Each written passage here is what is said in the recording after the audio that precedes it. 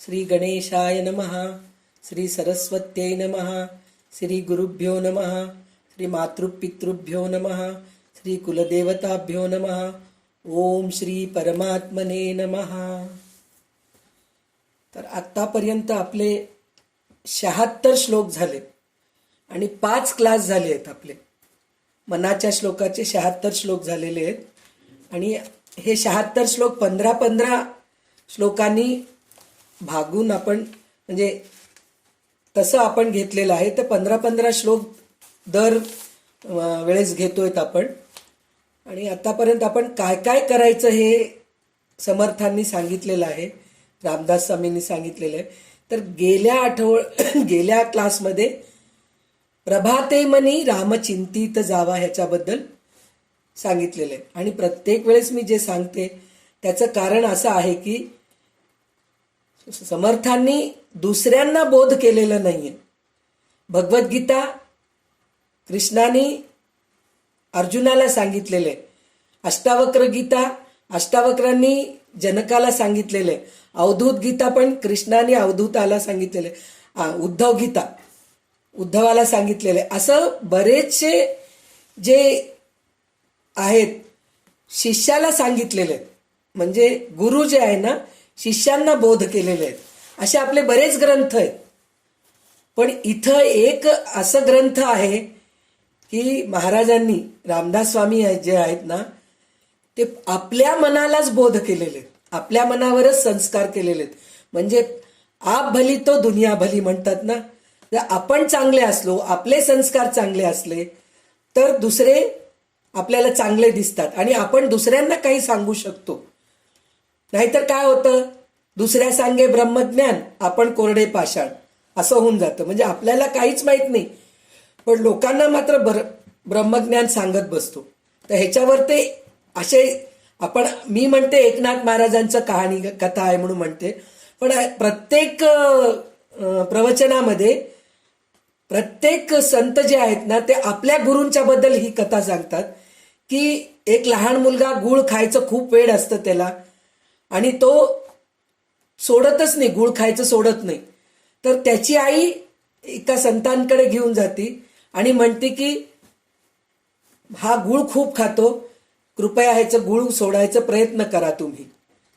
तर ते संत म्हणतात 8 दिवसानंतर परत या तुम्ही. बरं म्हणून म्हणतात. तर ती परत 8 दिवसानंतर जाती. गेल्यानंतर परत ते म्हणतात नाही अजून एक 8 दिवस थांबा, 8 दिवसानंतर या म्हणून म्हणतात ते. मग परत ती 8 दिवसानंतर जाते. गेल्यानंतर मग ते एकनाथ महाराज त्या मुलाला सांगतात की बाबा गूळ खाणं चुकीचं आहे, खाऊ नकोस, पोटाला त्रास होतं. अशा बऱ्याचशा गोष्टी ते समजून सांगतात त्याला.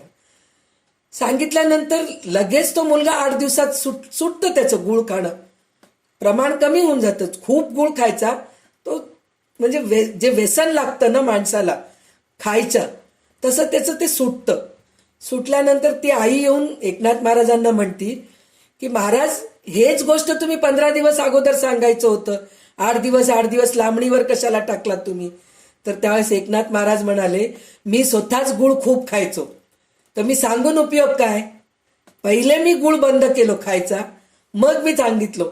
तर त्याचप्रमाणे इथं रामदास स्वामी मनालाच बोध केलेले आहेत, आपल्या मनावर बोध केलेले आहेत आणि सांगितलेत की मना तू सज्जन आहेस, तू सगळ्या गोष्टी चांगलं कर, तू चांगला केलास तर काय होतं हे ते प्रत्येक वेळेस सांगत गेलेले.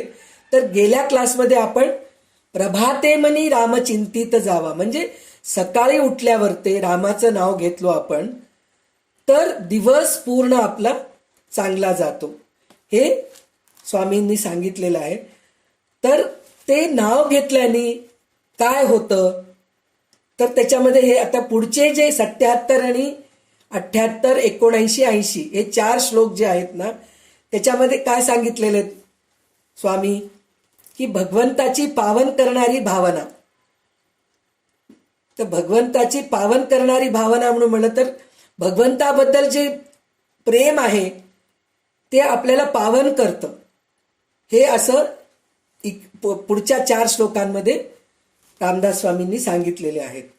तर आता काय आहे ते आपण बघूया, हळूहळू बघूया. करी काम निक्काम या राघवाचे, करी रूप स्वरूप सर्वा जीवांचे, करी छेद.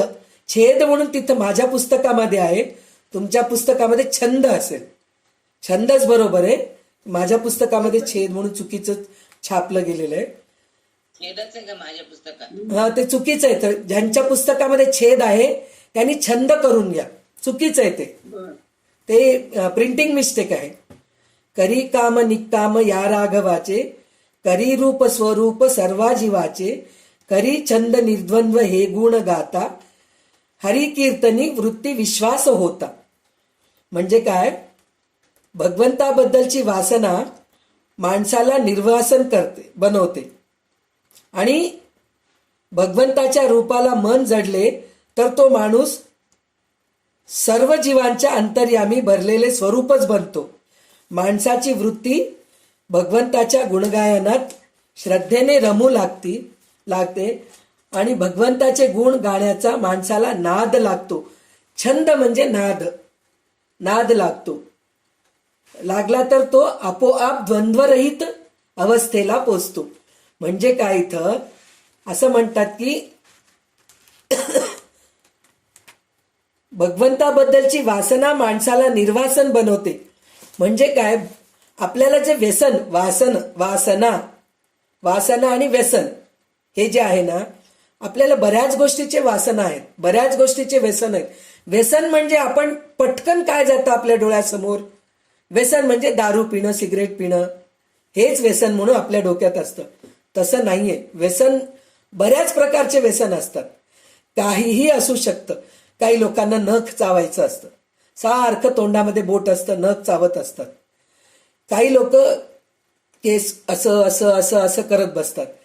हे छोटे छोटे व्यसन. म्हणजे काय, सतत बोलत राहणं, बडबड बडबड बडबड बडबड बडबड करणं, समोरच्या माणसाचं ऐकायचंच नाही, स्वतःच बडबड करणं. पण ते बडबड कसं राहायला पाहिजे आपलं, ते बडबड म्हणजे काय, देवाच्या बद्दल बोलणं, देवाच्या बद्दल सांगणं. हे जर व्यसन राहिलं तर खूप छान आहे.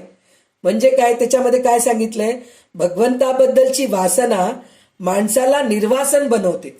म्हणजे काय, भगवंताबद्दलची वासना म्हणून म्हटलं तर भगवंताचं नाम घेणं, भगवंताबद्दल बोलणं, हे जर आपण करत राहिलो तर निर्व्यसन बनवतं आपल्याला. म्हणजे आपल्याला खाण्याचं व्यसन आहे, काहीतरी खाण्याचं असतं बाबा. आता जसं एकनाथ महाराजच म्हणले, मला गुळ खाण्याचं खूप हे होतं म्हणून, ते एक प्रकारचं व्यसनच आहे ना, गुळ खात जाणं. तसं ते एक प्रकारचं व्यसनच आहे. बाहेर गेलं की आपल्याला समोस्याची बंडी दिसती, मिरची बंडी दिसती, पाणीपुरीची बंडी दिसती, ते पाहिलं की आपल्याला खावं वाटतं. ते पण एक व्यसनच आहे.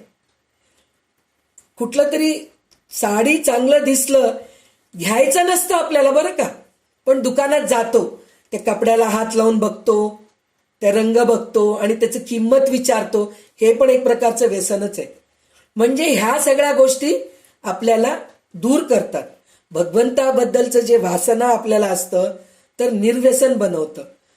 तर भगवंत, आता एक उदाहरण बघा तुम्ही, म्हणजे हे खूप मोठं हे आहे असं नाहीये. आता आपण एक नियम ठरवलो की 3 ते 5 आपण काहीतरी चांगलं बोलायचं. मीच बोलतेय तुम्हीच ऐकावं असं नाहीये. ह्याच्या अगोदर आपण सगळ्या संतांचे चरित्र आपण एकमेकाच्या मुखाने ऐकलो, किती छान वाटलं आपल्याला. 1-2 महिना त्याच्यामध्ये किती चांगला गेला होता आपला. म्हणजे प्रत्येक जण एक संताचं, आणि त्यासाठी म्हणून प्रत्येक जण 1-2 तास अभ्यास तर केले असतीलच ना. मला आज ह्या संतांबद्दल बोलायचं आहे, तर मग त्या संतांचं मी सगळं माहिती गोळा केले, चरित्र वाचले, तर त्याच्यामुळे आपलं 2 महिने पूर्ण चांगले गेले. म्हणजे 3 ते 5 तर वेळ खूप चांगलाच जातो आपला. त्यावेळेस निर्व्यसनच होतो आपण, दुसरीकडे कुठं लक्षच जात नाही आपलं. आपण चांगलं बोलतो, चांगलं ऐकतो, हेच चालू असतं आपलं. पण आपल्याला बोलायचं आहे, तर त्याच्यासाठी म्हणून आपण पुस्तक हातात घेतो, चांगल्या गोष्टी ऐकतो, तर ह्या सगळ्या गोष्टी घडून येतात. म्हणजे काय, इथं 2 तास आपण ऐकतोय म्हणजे 2 तास आपण निर्व्यसनच होतोय ना. म्हणजे दुसऱ्या गोष्टीकडे आपलं लक्षच जात नाही. तेच आता एक उदाहरण आहे, आपली उषाच आहे, तिला चहा प्यावं वाटतं, 4 वाजलं की चहा प्यावं वाटतं. पण आता ती कसं करतीये, 3 वाजता पिऊन घेत असेल, मग हे करते. म्हणजे असं आपलं त्या गोष्टीकडे दुर्लक्ष होतो, व्यसनाकडे दुर्लक्ष होतो. म्हणजे हे दुर्लक्ष होणंच भगवंताची छंद लागणं. त्यांनी काय म्हणलं, करी छेद निर्द्वंद्व हे गुण आता. म्हणजे जर ह्या गोष्टीचं आपल्याला छंद लागलं तर निर्द्वंद्व होतो. निर्द्वंद्व होतो म्हणजे काय होतो, आपल्याला सतत हे बरोबर आहे का, हे बरोबर आहे का, हे आपल्या डोक्यामध्ये सतत विचार चालू असतं की नाही. एक ठाम विचार राहत नाही. आज आपण एक साधं सत्यनारायण करायचं राहतं आपल्या घरामध्ये, कोणत्या दिवशी करू हे सगळ्यात मोठा प्रश्न. आता दोघे जणी विचारले ना, पुस्तक सुरू करायचंय मला, कोणत्या दिवशी सुरू करू दे, तर ह्याला प्रश्न विचारायची गरजच नाहीये. जेव्हा चांगलं कर्म करायला सुरू करतो, चांगले कार्य करायला सुरू करतो, त्याला मुहूर्त बघायची. आपण लग्न थोडंच करतोय कोणाचं, म्हणजे असं समजू नका बरं का मी असं सांगतेय म्हणून, म्हणजे संध्या ते असं म्हणतायत असं नाहीये. पण एक मी तुम्हाला मन मोकळेपणाने सांगतेय की चांगलं कार्य करायचंय तर त्याला वेळ मुहूर्त बघायची गरज नाही. माझे सासरे स्वतः ज्योतिष्य होते, खूप मोठे ज्योतिष्य होते, देवी उपासक होते. तर माझे मामा स्वतःच्या मुलाला पॉलिटेक्निक कॉलेजमध्ये पाठवायचं होतं त्यांना. तर 2 दिवसाच्या आधी त्याला कळालं की पॉलिटेक्निक कॉलेजमध्ये तुला सीट मिळालंय, आणि त्यांच्या 2 दिवसा अगोदर फीस भरावं लागलं, असं काहीतरी झालं. त्या 2 दिवसामध्ये 3ऱ्या दिवशी त्याचं कॉलेज सुरू होणार होतं. तर ज्या दिवशी निघावं म्हणून पडलं, तिकीट रिझर्वेशन केलं, सगळं झालं. झाल्यानंतर बघितलं तर त्या दिवशी अमावस्या होतं. तर माझे मामा स्वतः येऊन विचारले माझ्या सासऱ्यांना की दादा माझा अमावस्या आलंय, काय म्हणतात, मग आज पाठवा म्हणतात का, नाही तर उद्या पाठवू दे, चांगलं होईल ना सगळं काही. तर माझे सासरे म्हणले काहीही होत नाही, अमावस्या हे कधीही वाईट नसतं म्हणले. आपले विचार वाईट आहेत, त्या दिवशी काहीतरी होतं हे आपल्या मनामध्ये. जर या अमावस्या आहे म्हणून जर न बघता पाठवला असता तर तुम्हाला हे विचार आले असते का डोक्यामध्ये, आले नसते. तर अमावस्या तिथी कधीही वाईट नाहीये. हा, तुम्हाला जर तसं बघायचंय, पंचांग आहे त्याच्यात दोष आहेत नाही असं मी म्हणत नाहीये, पण त्यालाच धरून बसायची गरज नाहीये.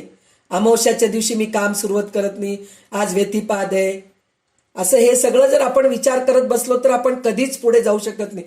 ज्या दिवशी आपल्याला चांगलं वाटलं त्या दिवशी सुरुवात केलो तर ते किती छान, म्हणजे कंटिन्यू राहतं, थांबत नाही त्याला.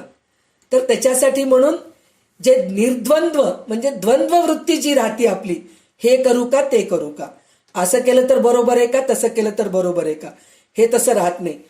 तर राघवाचे नाव घेतलं, रामाचं जर नाव घेतलं, आपण सतत भगवंताचं चिंतन करू लागलो, नामस्मरण करू लागलो, तर आपल्याला हे द्वंद्व वृत्ती राहत नाही. आणि करीरूप स्वरूप सर्वा जीवाचे, म्हणजे सगळ्यांच्या ठाई भगवंत आहे म्हणून आपण बघतो. जर आपण सतत देवाचं चिंतन करू लागलो, नामस्मरण करू लागलो, तर हा वेगळा तो वेगळा हे विचार येत नाही मनामध्ये. ह्या जातीचा आहे, तो त्या जातीचा आहे, हा माझा आहे, हा दुसऱ्यांचा आहे, ही स्त्री आहे, हे पुरुष आहे, हे आपल्याला मनामध्ये येत नाही, कधीच येत नाही. सगळ्यामध्ये एकच जीव आहे. जसं आपण विद्या विनय संपन्ने ब्राह्मणे गवी हस्तिनी शपाके सर्व म्हणून जे आपण जे गीतामधलं श्लोक वाचलो, म्हणजे जो खरा ब्राह्मण असतो, विद्या विनय संपन्न जो असतो, तो कधी सुद्धा गायीमध्ये हत्तीमध्ये भेदभाव करत नाही.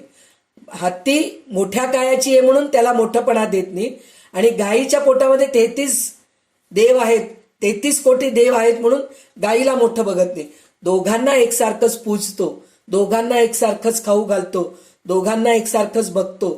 कुत्रा आहे म्हणून त्याला लात मारत नाही, म्हणून त्याला काय म्हणायचं, जवळ सुद्धा करत नाही. चावायला येऊ लागला कुत्रा तर देव आहेस बाबा तू म्हणून त्याला जवळ घेत नाही.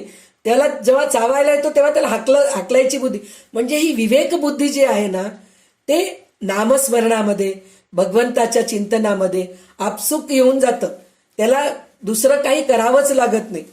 तर हे निर्द्वंद्व होतो आणि सर्वांमध्ये एकच देव आहे हे त्याला कळू लागतं. त्याच्यानंतर काय म्हणतात, हरिकीर्तनी वृत्ती विश्वास होता. हरिकीर्तनी वृत्ती विश्वास होता म्हणजे भगवंतावर ते पूर्ण श्रद्धा बसते. म्हणजे त्याचं एक उदाहरण असं आहे, आपण ह्याच्यात जातो, विमानामध्ये जातो, कोणत्याही वाहनामध्ये, कारमध्ये जातो किंवा आगगाडीत जातो, कशातही जातो. आपण जाताना आपली सुटकेस असते आपल्या सोबत. प्रवासालाच जातो ना आपण, कुठेही सुटकेस म्हणा, बॅग म्हणा. बसमध्ये जायचंय, कारमध्ये जायचंय तर नुसतं फिरून येऊ असं करत नाही आपण. काहीतरी सामान आणायला जातो किंवा गाडीत जातोय तर प्रवासाला जातो, तर आपल्यासोबत सामान असतं ना, तर ते सामान आपण घेऊन चढतो. गाडीत चढतो, कारमध्ये चढतो, बसमध्ये चढतो. पण हे माझं सामान आहे म्हणून आपण डोक्यावर घेऊन बसतो का किंवा हातात घेऊन बसतो का? नाही बसत, बाजूला ठेवून देतो. आता हे गाडी घेऊन जाणार आहे, मला काय करायचंय? परत उतरताना आपण ते बॅग घेऊन उतरतो, पण जेव्हा आपण बसतो तेव्हा खाली बाजूला ठेवतो की नाही आपण? तसं देवावर विश्वास होतो आपल्यावर. ते म्हणजे आपलं जे भार आहे, आपल्या संसाराचं भार आहे, आपल्या म्हणजे भविष्याचं चिंता आहे, हे सगळं देवावर भार टाकून देतो. कारण देवाबरोबर जातोय आपण. आणि जेव्हा जाताना उतरताना आपण बॅग घेऊन उतरतो म्हणतो की नाही, तर आपण उतरताना म्हणजे केव्हा? शेवटी आपल्या कर्माची बॅग घेऊन उतरतो आपण. आपण जे कर्म केलेले आहेत, चांगले कर्म, वाईट कर्म जे केलेले आहेत, त्याची बॅग घेऊन आपण उतरतो. तर हे जे आहे ना, तर आपली बॅग म्हणलं तर आपल्यावरचं जे भार आहे, संसाराचं भार आहे, भविष्याचं जे आहे, ह्या सगळ्या गोष्टी आपण भगवंतावर सोडून देतो आणि म्हणतो बाबा तू आहेस माझ्या पाठीशी, मला कशाची काळजीच नाहीये. पण आपण जेव्हा जर ही वृत्ती आपली झाली, हरी कीर्तनी वृत्ती विश्वास होता, हरी कीर्तनी वृत्ती विश्वास होता, म्हणजे जर हरी कीर्तनी वृत्ती विश्वास होता जर झालं, तर आपण जेव्हा उतरतो ना, म्हणजे शेवटच्या काळी आपण जातो, तर चांगल्या कर्माचे संचित कर्म जे आहे, चांगल्या गोष्टीचं घेऊन उतरतो. म्हणजे आपल्याला चांगल्या घराण्यामध्ये जन्म होतो. चांगलं आपल्याला पुढे जाऊन पुढच्या जन्मामध्ये सुद्धा आपल्याला चांगल्या गोष्टी वाचायला, ऐकायला वगैरे. आता आज आपल्याला हे सगळं ऐकायला मिळतंय. आता रेखाताई भागवत वाचतायत, काही लोक रामायण वाचतायत, काही लोक गुरुचरित्र वाचतायत, काही लोक गजानन महाराजांची पोथी वाचतात, काही लोक, प्रत्येकाचं काहीतरी नियम आहे. मग हे नियम कशासाठी आहेत ह्या सगळ्या गोष्टीचा?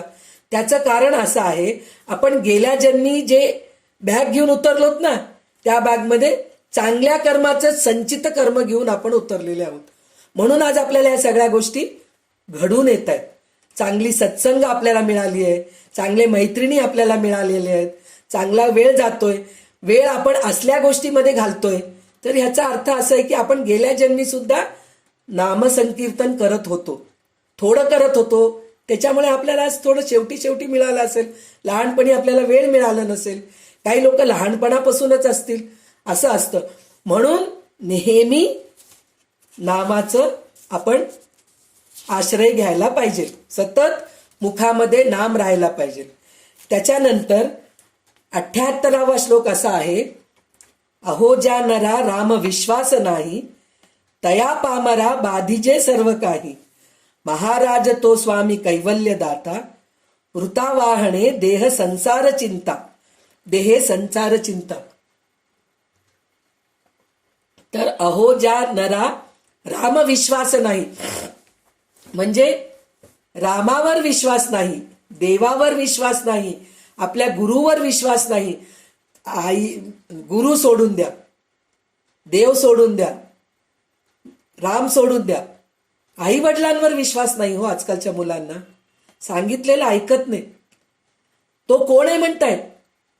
पामरा. पामरा म्हणजे कोण? क्षुद्र, दीन, महामूर्ख. पामरा म्हणजे मूर्ख. त्याच्या एवढं मूर्ख कोणी नाही. आपले मोठे सांगितलेलं आपल्याला ऐकायचंच नाहीये. काहीतरी सांगतात, काहीतरी बडबड करतात, असं हवेवर उडून देतात असं. तर त्याच्या एवढं मूर्ख कोणी नाही असं म्हणतात. तर मोठ्यांवर ते विश्वास ठेवा, आपल्या गुरुवर ते विश्वास ठेवा, रामावर विश्वास ठेवा, देवावर विश्वास ठेवा. काहीतरी चांगलं सांगतायत ना. आज आपण रामायण वाचतो, रामायणामध्ये रामाला काय कमी होतं हो? मी आता अध्यात्म रामायण जे वाचतीये त्याच्यामध्ये असं लिहिलेलं आहे की रामाला सगळं काही माहित आहे. बाकी वाल्मिकी रामायणमध्ये, तुलसी रामायणमध्ये असं लिहिलेलं नाहीये की रामाला माहीत आहे, असं लिहिलेलं नाहीये. ते माणूस जन्म घेतलेत आणि तसंच वागतायत असं लिहिलेलं आहे. पण अध्यात्म रामायणामध्ये असं लिहिलेलं आहे की आता पुढे सीताला राम उचलून नेणार आहे, पळवून नेणार आहे. हे रामाला पहिल्यापासून माहिती आहे. आणि रावणाला सुद्धा माहिती आहे माझ्या हातून रामाच्या हातून माझं मृत्यू होणार आहे म्हणून माहिती आहे. त्याच्यासाठीच मी सीतेला पळवून नेतो आणि सीतेला आईप्रमाणे बघतो. बाकीच्या रामायणामध्ये कसं सांगितलंय, सीतेला खूप त्रास दिले असं सगळं सांगितलेलं आहे. पण अध्यात्म रामायणामध्ये तसं सांगितलं नाही. ते म्हणले की आईप्रमाणे तिला वागवलेलं आहे. मंडोदरी समजून सांगती की आता युद्धाला तुम्ही जाऊ नका, राम इतका मोठा आहे की तुम्हाला. तर ते म्हणतात आता युद्ध मी सीतेला पळवून आणलो, युद्ध तर होणारच आहे. मी मेलो तर स्वर्ग प्राप्त होईल आणि रामाच्या हातून मी मरणार. जर मी युद्ध केलो नाही, समज रामाच्या शरणागती गेलो मी, तर अनाकारण माझा मृत्यू होईल, रोगराई येऊन माझा मृत्यू होईल. तर त्याच्यापेक्षा मी रामाच्या हातून मी माझं मरण घेईल, ह्याच्यापेक्षा माझं भाग्य काय, असं ते मंडोदरीला समजून सांगतायत रावण स्वतः. म्हणजे हे असं हे आहे. तर त्याला विश्वास आहे, रामावर ते विश्वास ठेवायला पाहिजे. म्हणजे अध्यात्म रामायणामध्ये जे सांगितलंय ते आपण विश्वास ठेवायला पाहिजे. अध्यात्म रामायण म्हणूनच नाही, कोणचंही ग्रंथ घेतलो तर त्याच्यामध्ये काही लिहिलेलं आहे त्याच्यावर विश्वास ठेवायला पाहिजे. आता गुरुचरित्राचं पारायण आहे, आपण करतो गुरुचरित्र, तर त्याच्यामध्ये 1-2 अध्याय असे आहेत की बायकाच्या रजस्वलावर ते खूप वर्णन करून सांगितलंय. त्यावेळेस शिवू नये, करू नये, हे सगळं सांगितलं. तर हे विश्वास ठेवू नका असं मी म्हणत नाहीये, विश्वास ठेवायलाच पाहिजे. त्याचं कारण असं आहे, त्या काळी तसं वागायलाच लागत होतं आणि त्यावेळेस तसं केल्यामुळे सगळं काही चांगलं झालं. पण आजकालच्या काळामध्ये तसं जमत नाही. जमत असेल तर नक्कीच करू शकतो आपण. आहे वेगळी खोली आहे आपल्याला, सगळ्या गोष्टी आपण करू शकतो, तर नक्कीच करायला पाहिजे. पण आजकालच्या आपण काळाप्रमाणे बदलायला पाहिजे.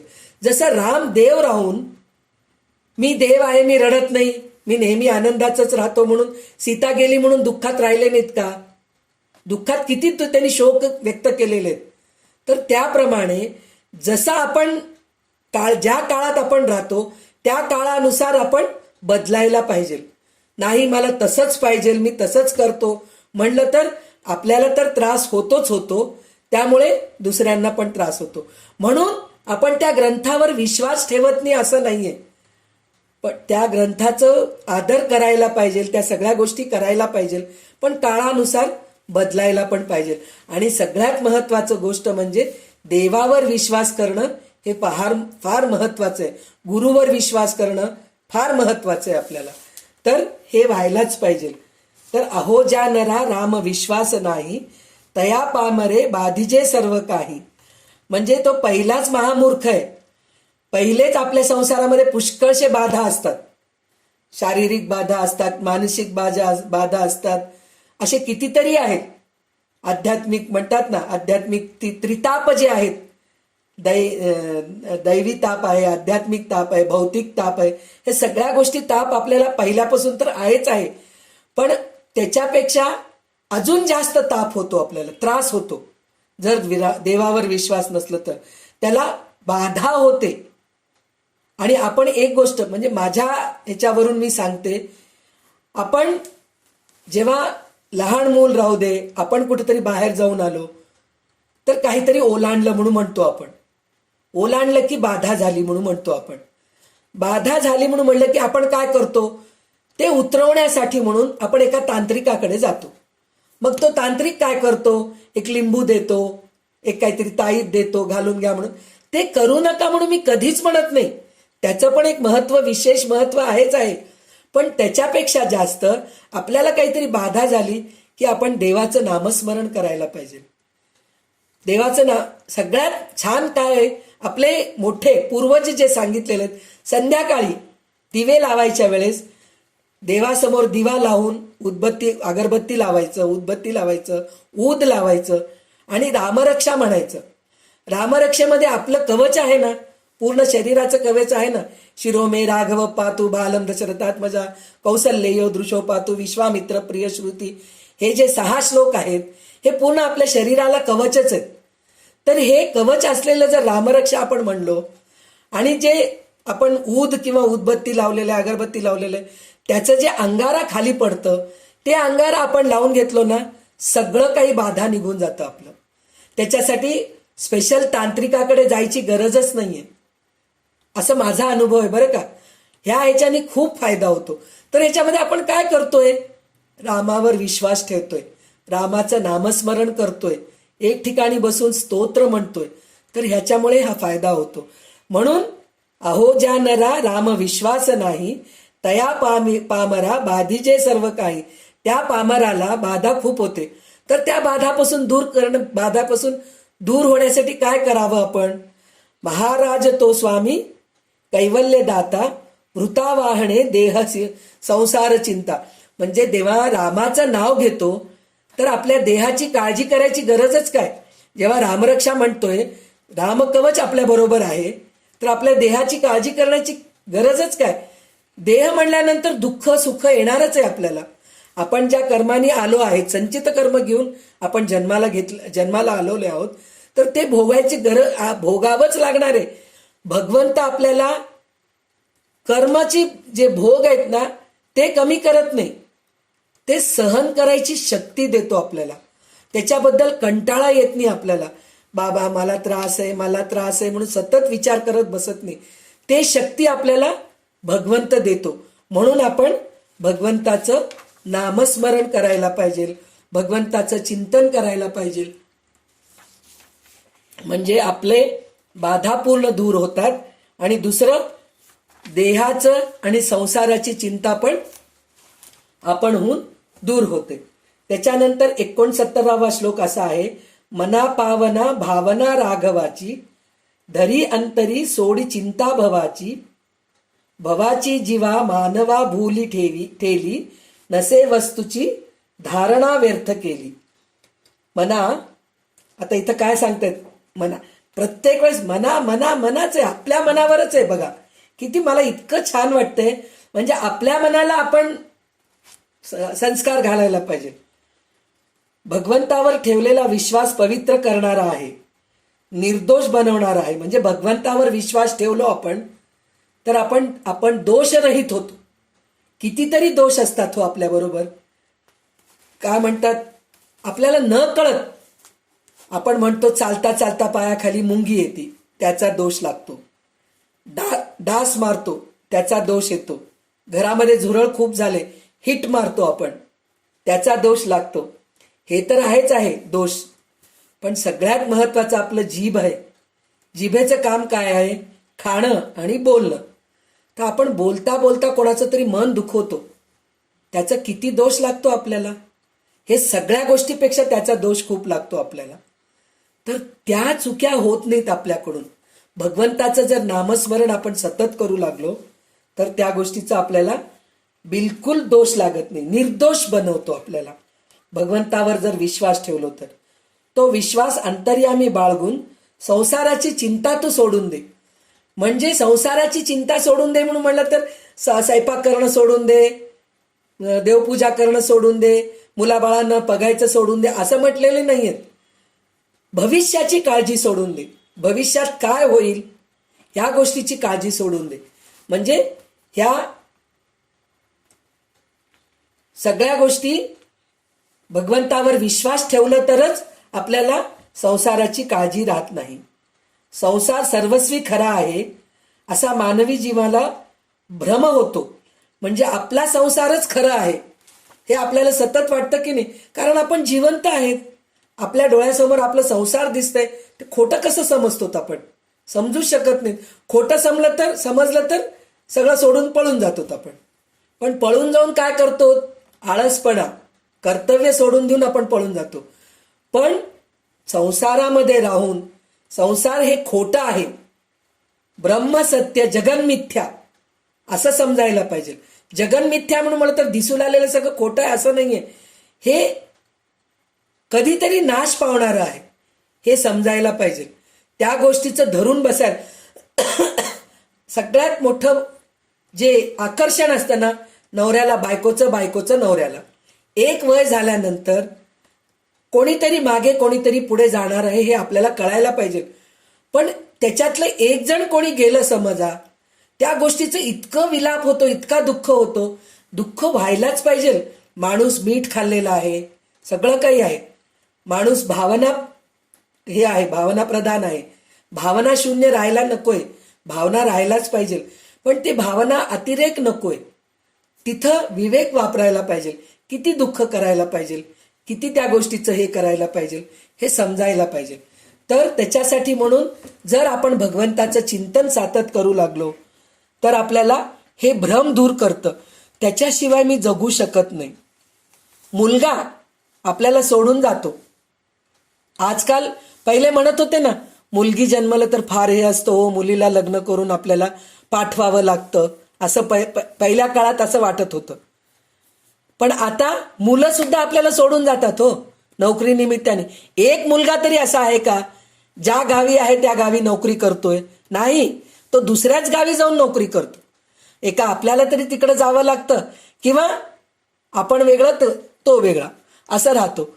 तर त्यावेळेस आपल्याला खरंच किती दुःख होतं की इतकं मी त्याला वाढवले, सगळं केले, आणि मुलाला सोडावं लागतं. आता वयाचं 25 वर्ष मी त्याला वाढवले, आता 25व्या वर्षी नोकरी लागली, तो गेला. पण किती दिवस दुःख करतो आपण? 4-5 दिवस, 8 दिवस, महिनाभर, 2 महिना. त्याच्यानंतर पुन्हा आपल्या रुटीनमध्ये आपण येतो. ते यायलाच पाहिजे. त्याचं कारण काय? हे सगळं नातं खोटं आहे. आज आहे, उद्या नाही आहे, हे आपल्याला कळायला पाहिजे. म्हणून धरी अंतरी सोडी चिंता भवाची, भवाची जीवा मानवा भूली ठेवी. म्हणजे संसार हा भूली ठेवी म्हणून म्हणलं तर हे भ्रम आहे. भूली म्हणजे भ्रम आहे, हे लक्षात ठेव तू. नसे वस्तूची धारणा व्यर्थ केली. म्हणजे जी वस्तू खरी नाही ती मनाने अंतर्यामी धरून ठेवल्याने अखेर फसगतच होते. म्हणजे हे सगळं माझं माझं माझं माझं माझं म्हणून आपण जर धरून बसलो, ते कधी ना कधी आपल्याला सोडून जाणार आहे. तर ते फसगतच होती ना, फसवणूकच होती ना आपली. म्हणजे ते आज ना उद्या आपल्याला सोडून जाणारच आहे, हे लक्षात ठेवायला पाहिजे. तर त्याच्यासाठी काय करायला पाहिजे? आपण सतत नामस्मरण आणि भगवंताचं चिंतन करायला पाहिजे.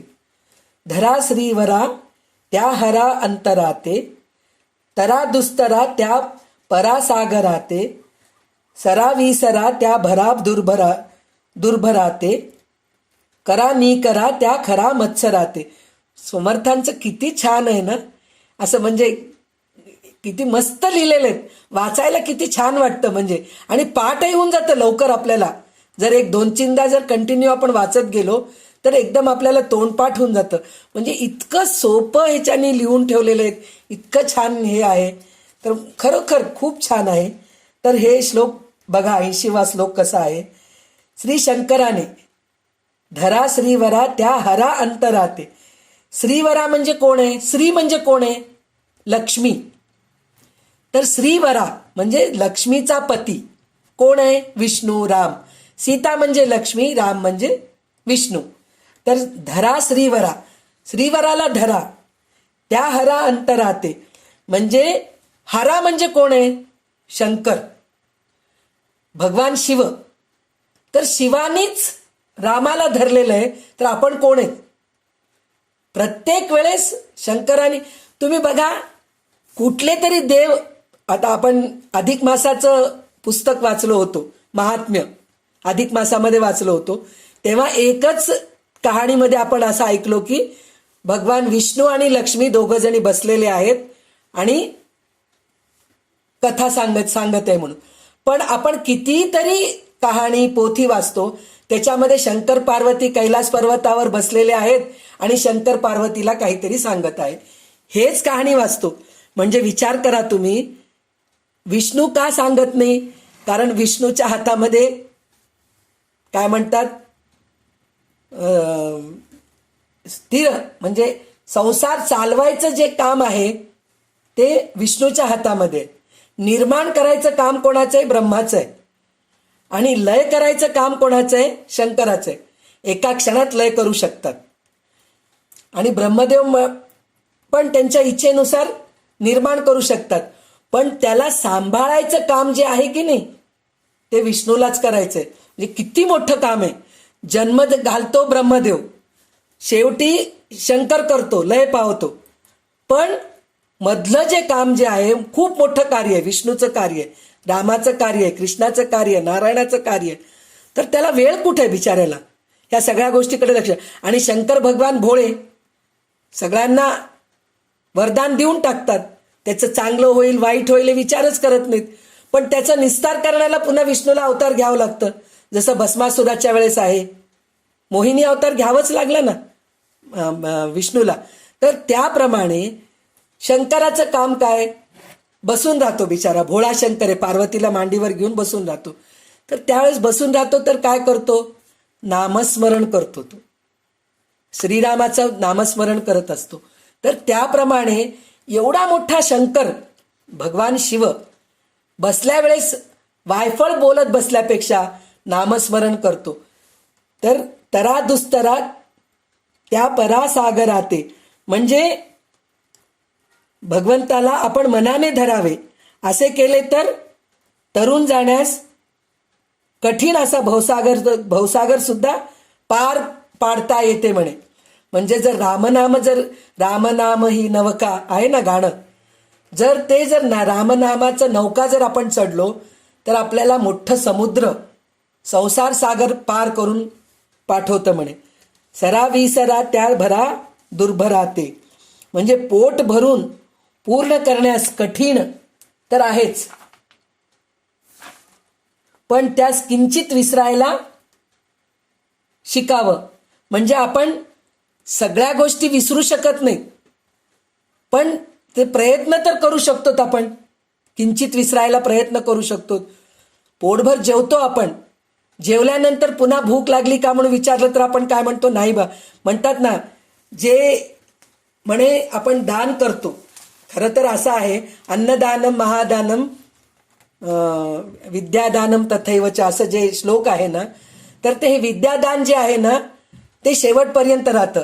अन्नदान जे आहे ना ते आता तुम्ही जेवू घातला त्यांना तर काय होतं, पोट भरलं की पुरे आता म्हणतात म्हणे. ते एकच असं आहे म्हणे दान, अन्नदान. जे अन्नदान म्हणजे जेवू घालणं, धान्य देणं नाही, स्वयंपाक करून जेवू घालणं जे आहे ना ते एकच दान असं आहे म्हणे, पुरे म्हणतं म्हणे. बाकी सगळं दान अजून पाहिजे, अजून पाहिजे असं म्हणून म्हणतं म्हणे. तर पोट भरून पूर्ण करण्यास कठीण आहे, म्हणजे पोट भरल्यानंतर अजून खाणं कठीण आहे, पण त्यास किंचित विसरायला पाहिजे. म्हणजे संसाराचं जे दुःख आहे ते थोडं बाजूला ठेवून, म्हणजे संसार पोट भरून आहेच आपलं, त्याला थोडे बाजूला सरून थोडं भगवंताचं नाव घ्यायला पाहिजे. आणि दुष्ट मत्सराचा पिच्छा पुरवून त्यास नाहीसे करावे. करा नि करा त्या खरा मत्सराते, म्हणजे ते नामस्मरणाने भगवंताच्या चिंतनाने दुष्ट मत्सराचा पिच्छा पुरवून त्यास नाहीसे करावे. म्हणजे जे क्रोध रजोगुण आहे, द्वेष हा तमोगुण आहे, ह्या सगळ्या गोष्टीला आपण बाजूला सारावं. असं म्हणून आतापर्यंत भगवंताच्या जवळ, म्हणजे भगवंताची पावन करणारी भावना निर्माण होते. कशामुळे निर्माण होते, आपण भगवंताचं नामस्मरण जर सतत करू लागलो, भगवंताचं चिंतन आपण सतत करू लागलो तर आपल्याला हे भगवंताकडे घेऊन जाऊन पोचवतं असं सांगितलंय. आता ह्याच्यानंतरचे जे श्लोक आहेत ते 81 ते 101 श्लोक आहेत. आपण आज 101 श्लोकपर्यंत घेणार नाहीत, जेवढं जमेल तेवढं घेऊ, कारण आज आपलं बोलणं खूप झालेलं आहे. तर त्याच्यासाठी म्हणून आपण जितकं 90 पर्यंत घ्यायचं मी प्रयत्न करेन, पण बघूया जितकं झालं तेवढं घेऊया. आपल्याला काही घाई नाही आहे, कुठं पळून जायचं नाही, आपल्याला काहीच नाही आहे. तर आज आपल्याला जेवढं जमेल तेवढं घेऊया. पण 81 ते 81 to 101 म्हणजे 81 ते 101 पर्यंत म्हणजे 22 श्लोक जे आहे, काय सांगितलेलं आहे, समस्तामध्ये नाम हे सारं आहे. म्हणजे सगळ्यात नामस्मरण मुख्य आहे. समस्तामध्ये म्हणजे जगामध्ये सगळ्यांमध्ये नामस्मरणच नवविधा जी भक्ती आहे की नाही त्याच्यामध्ये रामदास स्वामी म्हणतात नामस्मरण हे नवविधा भक्तीमध्ये श्रेष्ठ आहे असं म्हणत आहेत. काही थोडं 80 वेळेस लोकं थोडंसं बोलू का बोला बोला मध्ये बोला बोला. काही 10 मिनिटं फक्त ते विषयावर असतात. फक्त म्हणजे त्याचा सरळ अर्थ खरं म्हणजे असा आहे. मी 80 श्लोकावर मनात श्लोक बोलले होते त्यातलं थोडं सांग.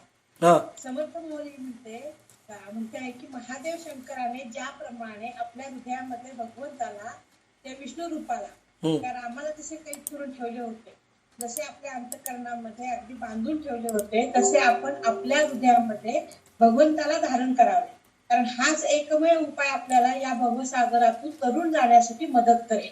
या भवसागरामध्ये जे अनेक धोके आहेत त्यापैकी एक सगळ्यात प्रधान धोका म्हणजे मनुष्याचा स्वार्थ. हा मनुष्याचा स्वार्थ हा त्याच्या पोटामधून त्याचा उगम होतो आणि आपण बघतो की मनुष्याला भूक ही असतेच.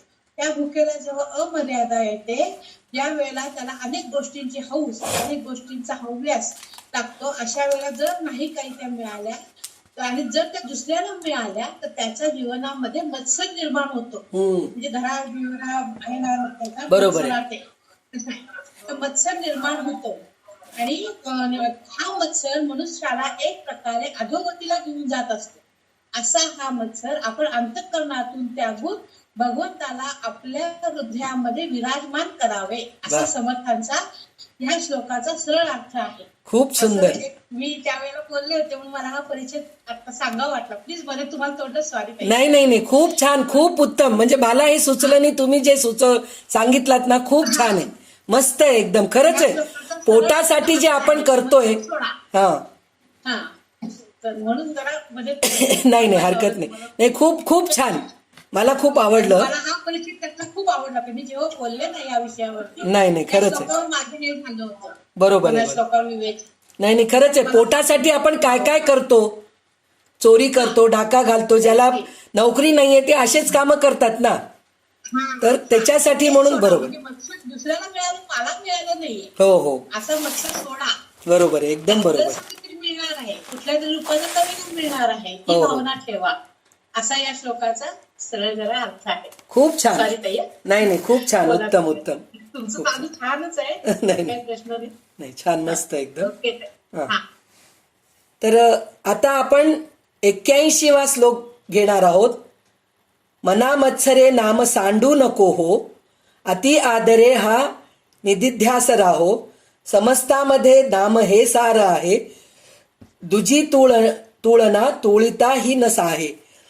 इथं मना मत्सरे नाम सांडू नको रे इथं सोडू नको रे म्हणू शकले असते ना स्वामी पण इथं सांडू नको रे म्हटलेले. काय म्हणतायत विकृत मनोवृत्तीने प्रेरित होऊन नामस्मरण सोडू नकोस. म्हणजे विकृत मनोवृत्ती म्हणजे मी नामस्मरण करू लागलो देवाचं चिंतन करू लागलो देवाचं कार्य करू लागलो पण माझं काही चांगलं होतच नाहीये सगळं वाईटच उलालंय. म्हणजे वाईट उलालंय म्हणजे काय हे आपले भोग आहेत गेल्या जन्माचे जे कर्म केलो त्याचे भोग आहेत पण ते नामस्मरणाने होत नाहीये हे आपल्या डोक्यामध्ये विकृत निर्माण होतं. म्हणजे माझ्याजवळ मी एवढं सगळं काही चांगलं कर्म करत असताना सुद्धा माझं काही चांगलं होत नाहीये वाईट होत आहे हे विचार आपल्या मनामध्ये येऊन आपण देवपूजा सोडून टाकतो चांगलं चिंतन करायचं सोडून टाकतो आणि काय म्हणतात त्याला नामस्मरण करायचं सोडून टाकतो. तर तिथं स्वामी काय म्हणतात मना मत्सरे म्हणजे मत्सर वृत्तीने दुसऱ्याचं चांगलं उलाले माझं चांगलं होत नाहीये ही मत्सर वृत्ती जर आपल्या मनामध्ये आलं तर आपण नाम सांडू नको हो सांडू नको होचं ह्याचं काय ह्याच्यामध्ये का दिले असतील स्वामी तिथं सोडू नको आणि सांडू नको. सोडू नको म्हणू शकले असते ना पण म्हटले नाहीत स्वामी सांडू नको म्हटलेले. त्याचं कारण असं आहे सोडलं आपण एकाचा हात धरलेला असतो सोडलं तर पुन्हा त्याला पकडू शकतो पण पाणी सांडलं तेल सांडलं आपल्या हातातून ते आपण परत सावडून करता येत नाही. सांडलं ते गेलं म्हणजे सांडू नको म्हणजे तू कधीच आयुष्यामध्ये देवाचा हात सोडू नकोस देवाचं नामस्मरण सोडू नकोस. म्हणजे सोडू नको म्हणलं तर धरू शकतो आपण परत म्हणजे दुसऱ्या वाईट गोष्टी परत धरू शकतो. पण सांडलो समजा आपण, वाईट गोष्टी सांडून दिलो तर ते पुन्हा आपण वेचू शकत नाहीत. तर त्याच्यासाठी म्हणून स्वामी म्हणतात, मना मत्सरे नाम सांडू नको हो, अति आदरे हा निजध्यास राहो. म्हणजे नामस्मरण सोडू नकोस, पवित्र्याची भावना ठेवून नामाचा ध्यास ठेवावा. म्हणजे मनामध्ये चांगले विचार ठेवावं आणि भगवंताचं नामस्मरण, भगवंताचं चिंतन करावं. भगवंताच्या प्राप्तीचे साधने अनेक आहेत. म्हणजे भगवंत प्राप्ती करण्यासाठी कितीतरी साधन आहे. म्हणलं ना, नवविधा भक्ती आहे, त्याच्यामध्ये सगळ्या प्रकारे आपण भगवंतापर्यंत पोचू शकतो. दास्यत्वाने पोचू शकतो, अर्चना आहे, नामस्मरण आहे, कीर्तन आहे, परत काय म्हणतात प्रवचन आहे. सगळ्या गोष्टींनी आपण भगवंतापर्यंत जाऊ शकतो. भगवंताच्या प्राप्तीचे अनेक साधने आहेत. त्या सर्वांमध्ये नामस्मरण हे सारस्वत आहे. म्हणजे समस्तामध्ये नाम हे सार आहे. म्हणजे सगळ्यात सोपं म्हणजे नामस्मरण आहे. म्हणजे त्याच्यासाठी पैसा खर्च करावं लागत नाही, शारीरिक कष्ट करावं लागत नाही, काहीही करावं लागत नाही. बसल्या ठिकाणी आणि नामस्मरण करायचं जर असेल तर शुचिरभूत होऊन केलं तर उत्तमच आहे. पण तुम्ही अंथरुणावर बसूनही करू शकतात. हे नामस्मरणाचं महत्व आहे. म्हणून समस्तामध्ये नाम हे सार आहे. दुजी तुळना तुळिता ही नसा आहे. म्हणजे नामस्मरणाशी दुसऱ्या कोणत्याही साधनाची तुलना करू शकत नाही आपण. कोणत्याही भक्तीची आपण नामस्मरणाबरोबर तुलना करू शकत नाही, असं ते सांगतायत. नाम हे असे एकच साधन आहे जे साधन देशकाल वस्तूच्या बंधनापलीकडे राहणारे पाहिजे. म्हणजे काय आहे, हे जे आहे ना, आपण गाडीत बसून करू शकतो, चालताना करू शकतो, गादीवर झोपल्या तेव्हा करू शकतो, जेवताना करू शकतो. प्रत्येक वेळेस आपण नामस्मरण करू शकतो. त्याला ना पैसा खर्च होत, कशाचं काहीही होत नाही. तर त्याच्यासाठी म्हणून मना मत्सरे नाम सांडू नको हो म्हणून म्हणतायत ते. 82वा श्लोक असा आहे, बहु नाम या राम नामी तुळेना, अभाग्या नरा पामरा हे कळेना, विषा औषध घेतले पार्वतीशे. पार्वतीशे म्हणजे पार्वतीचा ईश. पार्वतीशे जीवा मानवा किंकरा कोण पुसे. म्हणजे बहु नाम या राम नामी तुळेना, म्हणजे प्रत्येक गोष्टीचं, कोणत्याही नामाचं, रामदास स्वामी म्हणतात त्यांचे जे देव आहेत ते राम आहेत. त्या नॅचरलीच मला जे माझे गुरु आहेत वाकनीस काका आहे, मी प्रत्येक वेळेस वाकनीस काकांबद्दलच सांगणार. तसंच रामदास स्वामींचे जे गुरु म्हणा, देव म्हणा, हे राम होते. तर त्यांना रामाच्या ऐवजी दुसरे कोणीच दिसत नाहीयेत. रामच सगळ्यात महत्वाचा आहे. आणि त्याचं कारण ते सारखं काय म्हणतात, भगवान शंकर सुद्धा रामाचंच नाव घेतात. पार्वतीशा म्हणजे पार्वतीशा म्हणून म्हणलं तर पार्वतीचा ईश जो आहे तो सुद्धा भगवंत रामाचंच नाव घेत असतो. त्याचं कारण काय, पण रामनामा, भगवंताची नामे अनेक प्रकारची आहेत, पण रामनामाबरोबर त्याची तुलना होऊ शकत नाही. पण परमार्थदृष्ट्या भाग्यहीन असं असणाऱ्या माणसाला दुर्दैवाने हे कळत नाही. म्हणजे जो मूर्ख आहे, पामर आहे, ज्याचे देवावर विश्वास नाही, त्याला हे गोष्ट कळतच नाहीये की देवाशिवाय दुसरे कोणी नाहीयेत, रामाशिवाय दुसरे कोणी नाहीत, हे त्याला कळतच नाहीये. प्रत्यक्ष श्रीशंकरांनी हालाहल विषाचा दाह शांत करण्यासाठी रामनाम घेतले आहे. म्हणे जेव्हा अमृत काढण्यासाठी म्हणून समुद्र मंथन केले होते, तर त्यावेळेस सापाला दोरी म्हणून पर्वताला बांधले होते आणि त्या दोरीने सापाने अमृत मंथन करू लागले, समुद्र मंथन करू लागले म्हणे. पण ते समुद्र मंथन करताना त्या सापाच्या मुखातून विष बाहेर पडलं म्हणे. तर अमृत घ्यायला तर सगळे होते लाईनीमध्ये, देव होते, दैत्य होते, दैत्य दानव सगळे होते, पण विष घ्यायला कोणीच नाहीये. मग काय करायचं, त्यावेळेस शंकर स्वतः प्रत्यक्षामध्ये येऊन मी हालाहल घेतो म्हणले, विष मी प्राशन करतो म्हणले. पण ते प्राशन केल्यानंतर त्यांना इतका दाह झाला म्हणे की म्हणजे इतकं जळजळ जळजळ जळजळ व्हायला लागलं म्हणे. तर त्याने त्याच्यासाठी म्हणून गळ्यामध्ये सर्प घातले म्हणे. म्हणजे सर्प थंड असतं, तुम्ही घातला असाल, बरेच लोक नागपंचमीच्या दिवशी आपल्याजवळ येतात ना, सर्प येतात.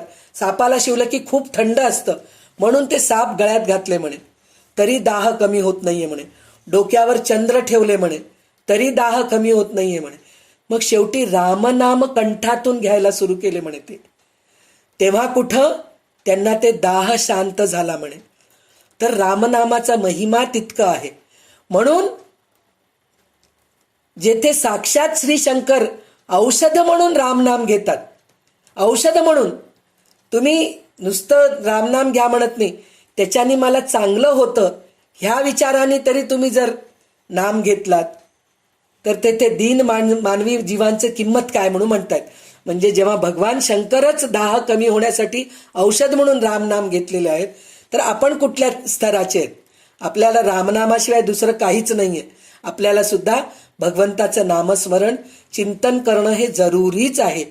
तर तेव्हा कुठं ते विष पिल्यामुळे त्यांचा दाह झालाय, पण आपल्या भविष्याच्या काळजीने आपल्या शरीराचा दाह होतो, संसाराच्या काळजीने शरीराचा दाह होतो. तर ते दाह कमी करण्यासाठी म्हणून आपण रामनामाचंच मंत्र हातात घ्यायला पाहिजे, असं स्वामींचं म्हणणं आहे. जेणे जाळीला काम तो राम ध्यातो, उमेसी अति आदरे गुण गातो, बहुज्ञान वैराग्य सामर्थ्य जेते, परी अंतरी नाम विश्वास तेथे. जेणे जाळीला काम तो राम ध्यातो, म्हणजे शंकराने मदनाला जाळले. मदन म्हणजे कामवासना, त्याला जाळले. पार्वतीच्या वाटेला आला होता तो मदन जो आहे ना, कामदेव पार्वतीच्या जवळ येऊन तिला छळायला, त्रास द्यायला सुरू केला होता. तर त्याला जाळले तिसऱ्या डोळ्यांनी भगवान शंकरांनी. असे शंकर रामाचे ध्यान करतात. पार्वतीला ते अत्यंत आदराने, पूज्य बुद्धीने श्रीरामाचे गुणवर्णन सांगतात. म्हणजे काय, पार्वतीला म्हणले, आत्ताच सांगितले ना, कैलास पर्वतावर ते शंकर पार्वती बसलेले आहेत आणि बोलता बोलता पार्वती शंकराला विचारते की हे काय आहे. का आता हे तिसऱ्यांदा म्हणत असेल मी, केनो पायेन लघुनाम विष्णोर नाम सहस्रकम, म्हणजे सहस्रनामाच्या तुलनेत कोणचं असं एक नाव आहे ते मला तुम्ही सांगा, असं म्हणून पार्वती शंकराला विचारलं. तर त्यावेळेस शंकर स्वतः सांगतायत की रामनामाच्या तुलनेत दुसरे कोणतेही नाम नाहीये. रामनाम वराने सहस्रनाम तत्तुल्ये रामनाम वरानने, म्हणजे सहस्रनाम तत्तुल्य आहे ते. म्हणजे सहस्रनाम जे तुम्ही वाचता, विष्णू सहस्रनाम, ललिता सहस्रनाम, दुर्गा सहस्रनाम, लक्ष्मी सहस्रनाम, शिवसहस्रनाम, हे सगळं जरी वाचलात, फक्त एक राम नाम घेतलं तर ते सहस्रनाम म्हणल्याचं पुण्य मिळतं, असं शंकरांनी सांगितलेलं आहे. श्री शंकर मोठे ज्ञानी, बहुज्ञान वैराग्य सामर्थ्य जेते, म्हणजे जे शंकर जे आहेत ना, मोठे ज्ञानी, वैराग्यशील व सर्व सामर्थ्य संपन्न म्हणून प्रसिद्ध आहेत. काय शंकर काही भोळे आहेत म्हणून काय त्यांच्यामध्ये काही हे नाहीये का, सामर्थ्य नाहीये का, वैराग्य नाहीये का, ज्ञानी नाही आहेत का? सगळं काही आहे ते त्यांच्यामध्ये. ज्ञानी आहे ते, खूप मोठे ज्ञानी आहेत. त्यांच्यामध्ये वैराग्य खूप आहे. वैराग्य आहे म्हणूनच की ते अंगाला भस्म लावून घेऊन गळ्यात साप, त्यांचं तुम्ही कधीतरी शृंगार अलंकार केलेलं बघितलात का तुम्ही? कुठंच नाही. स्मशानामध्ये राहतात ते. त्यांच्या अंगावर काहीही अलंकार म्हणजे हे घातलेले नाहीत, दागिने वगैरे घातलेले नाहीत. हेच विष्णूला बघा तुम्ही, अलंकार प्रिय आहे. विष्णूला सगळ्या प्रकारचा अलंकार करतात, पण ते शंकराला बिचारायला काही नाही. तो वैराग्य आहे, वैराग्यशील आहे आणि सामर्थ्य संपन्न आहे. असं असून सुद्धा त्याच्या अंतर्यामी रामनामावर दृढ श्रद्धा आढळते. म्हणजे रामनाम त्यांना फार चांगलं वाटतं. मग तसले भगवान शंकरच वैराग्यशील आहेत, ज्ञानी आहेत, सामर्थ्य संपन्न आहेत. आपण कोण आहे तो? आपण तर पामरच आहेत, महामूर्खच आहेत आपण तर मग आपण का घेऊ नये देवाचं नाव? का आपण त्या गोष्टीचा फायदा करून घेऊ नये? म्हणून रामदास स्वामी प्रत्येक वेळेस शंकराचं आपल्याला उदाहरण देत आहेत. कारण काय, म्हणजे तसलेच शंकर भगवंताचं नामस्मरण करतायत, तर आपण का करू नये हे आपल्या मनावर आपण ठोचायला पाहिजे. जे मारून मारून वळणावर आणायला पाहिजे की घे नाम घे तू, नाम घे तू, हे म्हणायला पाहिजे. विठोने शिरी वाहिला देवराणा, तया अंतरी ध्यासरे त्यासी नेणा, निवाला स्वये तापसी चंद्रमौळी, जीवा सोडवी राम हा अंतकाळी. म्हणजे पांडुरंग श्रीकृष्णाचे बालरूप आहे आणि श्रीकृष्ण भगवंताचा पूर्ण अवतार आहे.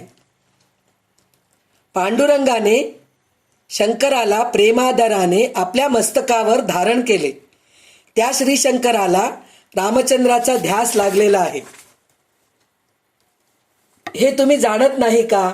म्हणजे पांडुरंग स्वतः, पांडुरंग म्हणजे कोण आहे? भगवान श्रीकृष्ण.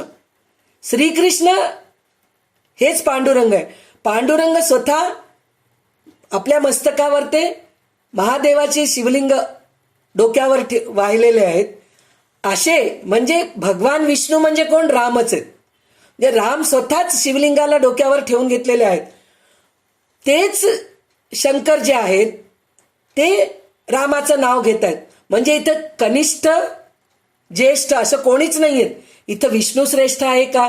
म्हणजे विष्णू महादेवाचं शिवलिंग डोक्यावर ठेवला म्हणून म्हणलं तर इथं डोक्यावर ठेवलंय म्हणून शंकर भगवान ज्येष्ठ असे नाही आहेत.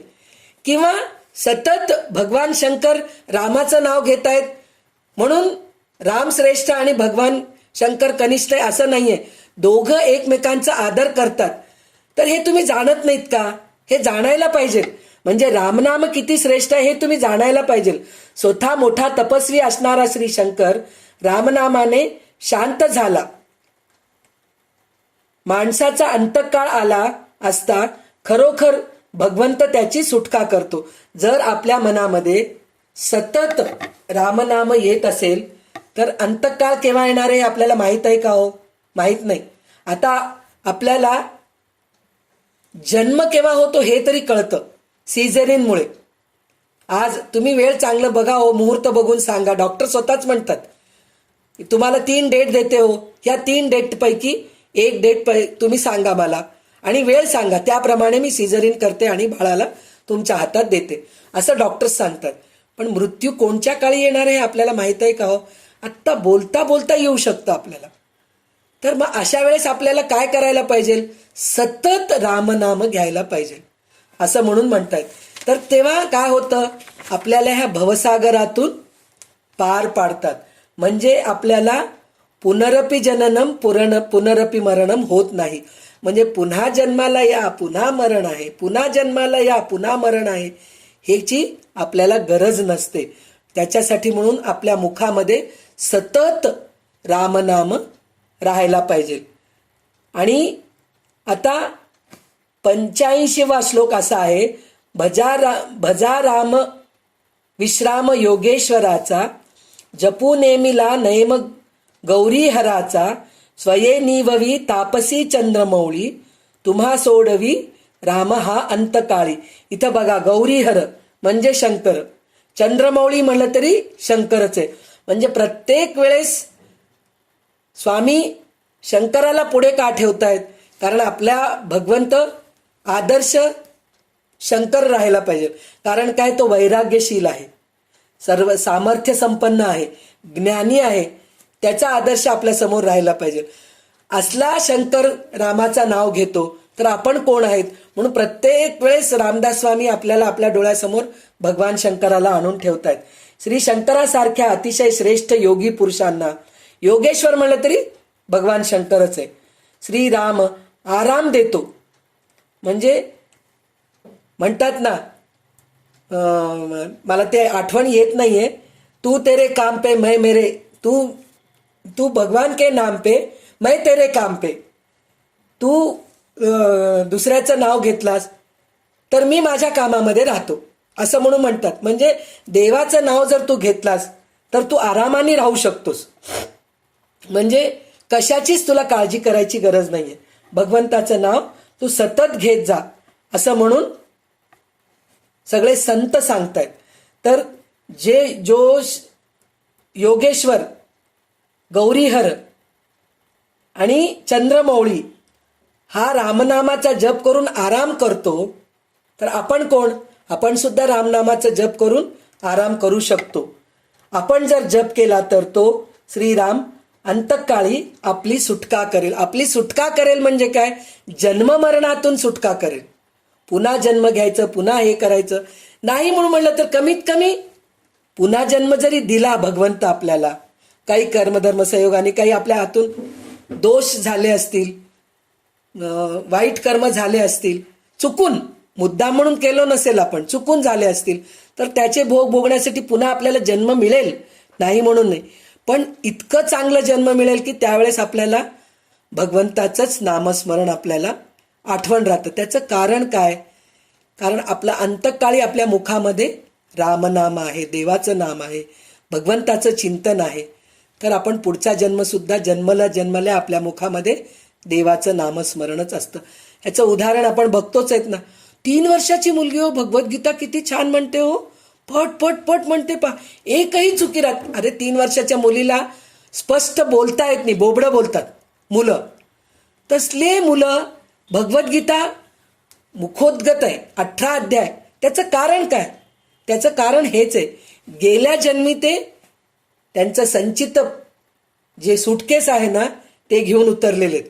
चांगल्या कर्माचे सुटकेस घेऊन खाली उतरलेले आहेत, म्हणून ह्या सगळ्या गोष्टी घडतात. तर तसा आपला जन्म होतो. तर त्याच्यासाठी म्हणून तुम्हा सोडवी राम हा अंतकाळी म्हणून म्हणतात. आता 86वा श्लोक असा आहे, मुखी राम विश्राम तेथेची आहे, सदानंद आनंद सेवोनी राहे, तयावीण तो सीण संदेहकारी, निजधाम हे नाम शोकापहारी. म्हणजे आता इथं काय, मुखी राम विश्राम तेथेची आहे. मुखी राम विश्राम तेथेची आहे. विश्राम केव्हा होतो हो? आपल्याला आराम मिळतो म्हणून म्हणतात. रामाचं नाव घेतलं तर आराम मिळतो म्हणून म्हणतात. तर आपल्या ज्या देहामध्ये 4 प्रकारचे हे आहेत. काय? परा, पश्यंती, मध्यमा, वैखरी. हे जे आहे ना ते कुठं वैखरी हे जे आहे ना आपलं बोलणं आहे. म्हणजे आपण जे बोलतो ते वैखरीनी बोलतो आपण. मध्यमा जे आहे ना आपलं कंठ आहे. पश्यंती जे आहे ना हृदय आहे. परा जे आहे ना बेंबी आहे.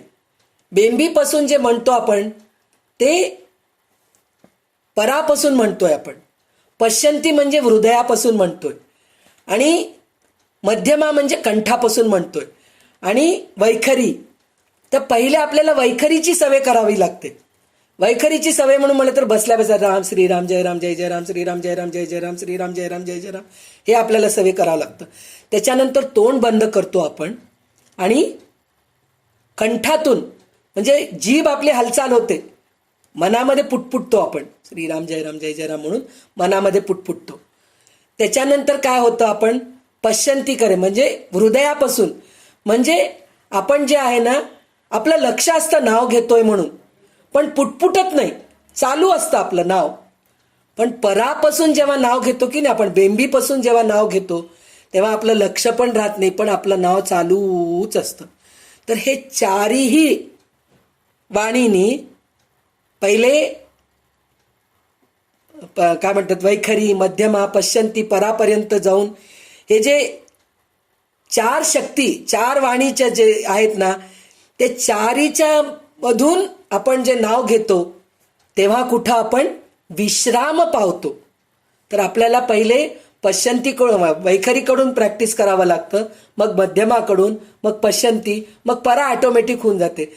हे परा झाल्यानंतर आपल्याला विश्राम मिळतो. मुखी राम विश्राम तेथेची आहे, सदानंद आनंद सेवोनी राहे. जर असं आपण जर नाव घेतलो तर आपण सतत आनंदातच राहतो, आपल्याला दुःखच नाही. संतांचा अध्यात्मवाद असे सांगतो की हे दृश्य विश्व आनंदातून प्रकट झाले असल्याने प्रत्येक जीवाला त्या आनंदाची स्वाभाविक ओढ आहे. म्हणजे दृश्य वस्तूमध्येच आपण आनंद बघतो. चांगले हिरवळ दिसलं की आपल्याला आनंद वाटतं, नदी काठी गेलं की आनंद वाटतं, समुद्र पाहिलं की समुद्राचं खळखळाट ऐकलं की आनंद वाटतं, आकाशाला बघितलो, उघड्या आकाशाला आपल्या घरामध्ये बसून फ्लॅटमध्ये बसून आकाशाला बघितलं तर जितका आनंद मिळत नाही तितकं तुम्ही उघड्यामध्ये जाऊन बघा, पूर्ण आकाश आपल्याला दिसू लागलं तर किती आनंद वाटतं ना. हे सगळं दृश्य वस्तूच आहे, पण हे बघितल्याने आपल्याला आनंद आहे. डोंगर बघितलो तर आनंद आहे आपल्याला, अग्नी बघितलो म्हणजे सूर्य, सकाळचं उगवता सूर्य आपण बघू लागलो. कन्याकुमारीला त्याच्यासाठीच जातो की हो आपण, उगवता सूर्य बघण्यासाठी, मावळता सूर्य बघण्यासाठीच जातो ना आपण कन्याकुमारीला. इतके पैसे खर्च करून तिथे जायचं गरज काय आपल्याला? त्याचं कारण काय, आपल्याला आनंद मिळावा म्हणून जातो. केदार बद्रीला जातो, नदी बघायला जातो आपण, म्हणजे हे सगळं दृश्यसृष्टी बघण्यासाठी म्हणून आपण आनंद घेतो. पण मुखी राम विश्राम तेथेची आहे, सदानंद आनंद सेवोनी राय. म्हणजे रामाचं नाव जर आपण सतत घेऊ लागलो तर आपल्याला दृश्यसृष्टीची गरजच नाही, सतत आनंदात राहतो आपण. तयावीण तो सीण संदेहकारी, त्या वाणीला भगवंताच्या नामाचा नाद लावला तर नाम एका वाणीतून दुसरीमध्ये अधिकात खोल जाते. आता मी तुम्हाला सांगितले ना, एकानंतर एक, वैखरीतून मध्यमामध्ये जाते, मध्यमामधून पश्चंतीमध्ये जाते, पश्चंतीहून परामध्ये जाते, असं जाते. आणि स्वानंदाला कधीही खंड पडत नाही, म्हणजे आनंदातच राहतो आपण. संदेह शब्दामध्ये मूळ